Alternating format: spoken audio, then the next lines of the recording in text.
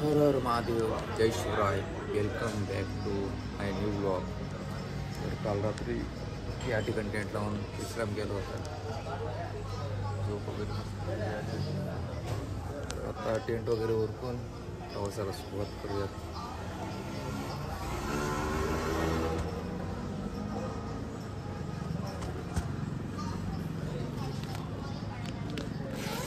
या ठिकाणी अशा प्रकारे सायकल वगैरे लावली होती. तर चला मित्रांनो, आता पटकन उरकून प्रवासाला सुरुवात करूयात. तर मित्रांनो, फ्रेश झालेलो आहे आपण. आता चहा आणि बिस्किट खातो आणि मग प्रवासाला सुरुवात करतो. आज थोडं उशीर झालं आहे राईड स्टार्ट करण्यासाठी. तर चला मित्रांनो, निघूयात. चहा पाणी झालेलं आहे मित्रांनो. तर काल ज्यांनी आपल्याला या ठिकाणी थांबण्यासाठी परवानगी दिली होती त्यांना भेटायचं होतं, पण ते घरी गेलेले आहेत. तर चला आपण राईडला स्टार्ट करूयात.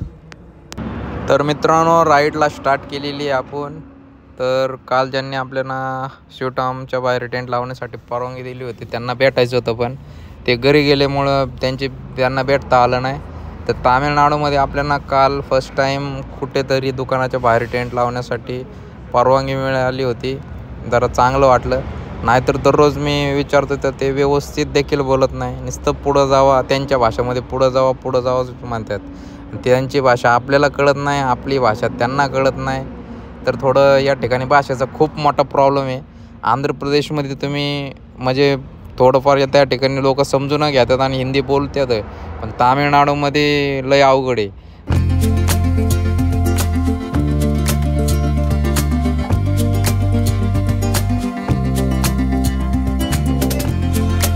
तर आपण चाललो होतो महादेवाचं मंदिर या ठिकाणी सापडलं आपल्याला. आज सोमवार आहे आणि भोले बाबांनी या ठिकाणी आपल्याला दर्शन दिलेले पाहू शकता. तर मंदिर देखील खूप छान आहे. तर या ठिकाणी दर्शन करून प्रवासाला सुरुवात करतो मित्रांनो. हर हर महादेव. तर या साईडने नारळाचे झाड दिसतात ना मित्रांनो, नारळाचं.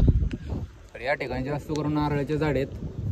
तर यांचं इन्कम स्रोत तर नारळ, परत केळीची बाग आणि तांदूळ हे जास्त प्रमाणात या ठिकाणी उत्पन्न होतं यांचं. तर पाहू शकता नारळाचे झाड. आणि या ठिकाणी तांदूळ जास्त असल्यामुळं तुम्हाला प्रत्येक ठिकाणी इडली डोसा तर भेटेलच. कंटिन्यू जर इडली डोसा खाता असलं तर माणूस कंटाळून जातोय. तर साधं इडली डोसा पण जास्त करून खात नाही आपण, त्या ठिकाणी अंडा असल्यामुळं. तर हेच आपले जे बिस्किट असेल, काही शेंगदाणे फुटाणे हेच खाऊन आपलं दिवस आपण काढतो तामिळनाडूमध्ये. तर चला मित्रांनो, लवकर कर्नाटकमध्ये पोहोचून महाराष्ट्रात आपल्याला पोहोचायचं आहे. त्याच लवकर बाहेर निघण्याचा प्रयत्न करतो या ठिकाणी.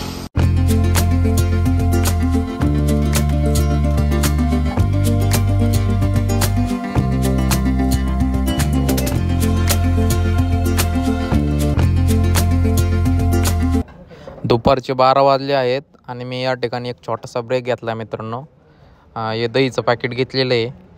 तर हे बारीक दहीचं पॅकेट आहे. शक्यतो मी अर्धा लिटर दहीचं पॅकेट घेतो, पण या ठिकाणी अर्धा लिटरचं दहीचं पॅकेट आपल्याला भेटलेलं नाही.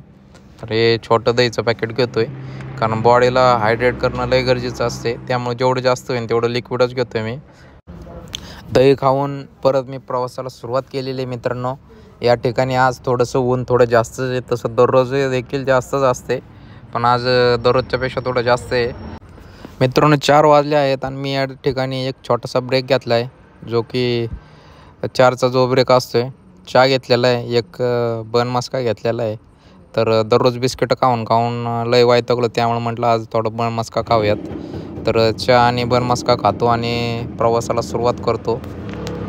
तर सकाळपासून 130 किलोमीटरची राईड पूर्ण करून मी पोचलो आहे कारगिर गावात या पेट्रोल पंपावर. तर या ठिकाणी टेंट लावण्यासाठी त्यांना विचारलं आहे, तर त्यांनी दिलेली परवानगी. आता याच ठिकाणी मुक्काम करतो मित्रांनो.